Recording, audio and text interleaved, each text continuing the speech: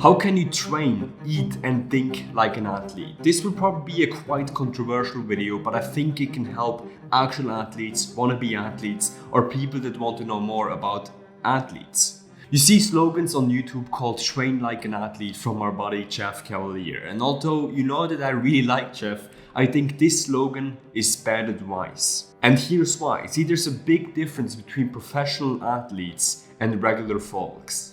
I've read a lot about athletes, I've trained athletes before, and I've been trained by trainers that train athletes. Today I want to explain to you on one of my recent clients of mine, Calle, a vegan ninja warrior competitor, what it really takes to be an athlete and what we work on together. So let's get into it.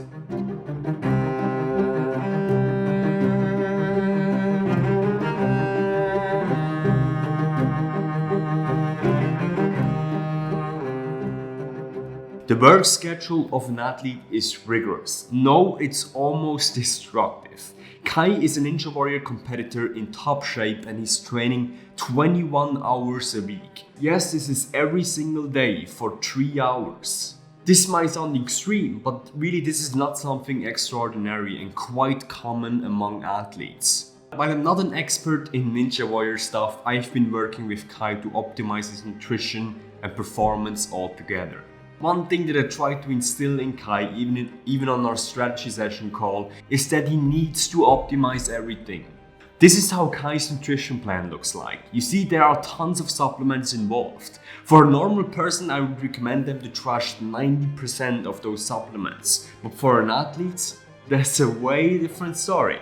You face such rigorous competition as an athlete that you have to optimize for the 0.00001%. Because if you don't, your competitors will simply trash you, especially on the international stages. If you win or you don't depend on very single differences between your competitors, so you need to optimize everything. The fellow entrepreneurs here know that business is similar. Have you ever seen that my website or my coaching packages are always changing? Because the way to win in this game is to optimize everything. The way to win here is to provide a superior experience and superior service every step of the way. And the same goes for athletes. Calle is sending me pictures of his sleep daily as he tracks the duration and the quality of sleep on a daily basis. Why? Because even a 5% improvement, no, even a 1% improvement makes a huge difference over a 1 year mark. This can be the difference between winning and losing. That's why I think, no, I know, that number 2, athletes should strive for zero balance. If you want to get on top of your game, as Calle is looking to become, he's a very ambitious athlete, and I really appreciate that, you need to strive for zero balance. Forget work-life balance beforehand. Arnold Schwarzenegger had no work-life balance. Lewis Hamilton has no work-life balance. Cristiano Ronaldo sleeps in 1.5 hour blocks 5 times a day. Every single aspect of their lives is optimized for performance. So while I encourage balance on my quote-unquote normal clients, professional athletes should not be able to spell it. Another huge difference is that number 3, athletes love or learn to love routine. Another thing that is absolutely crucial as an athlete is routine.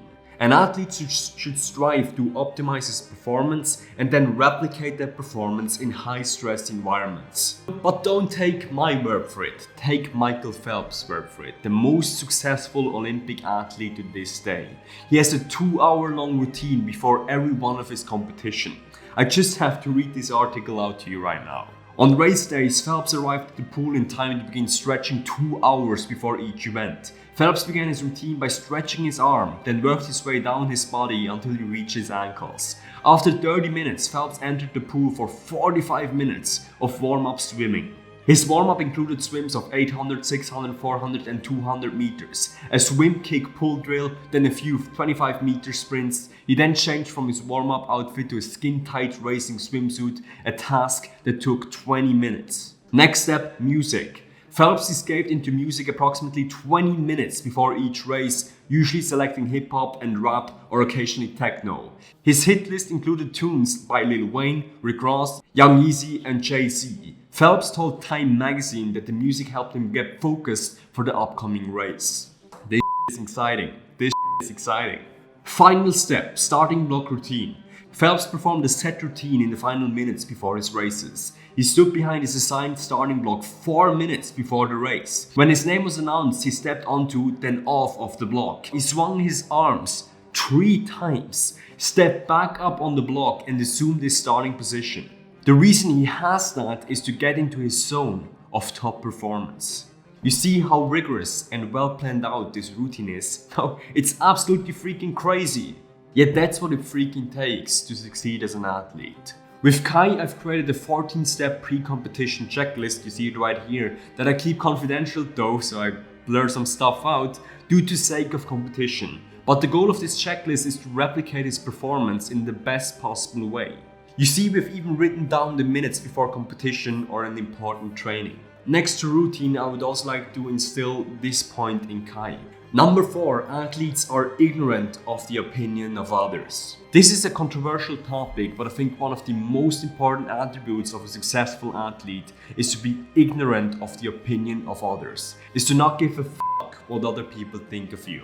You can only swing at the plate, you can only play to win, if you do not give a single fuck what other people think of you.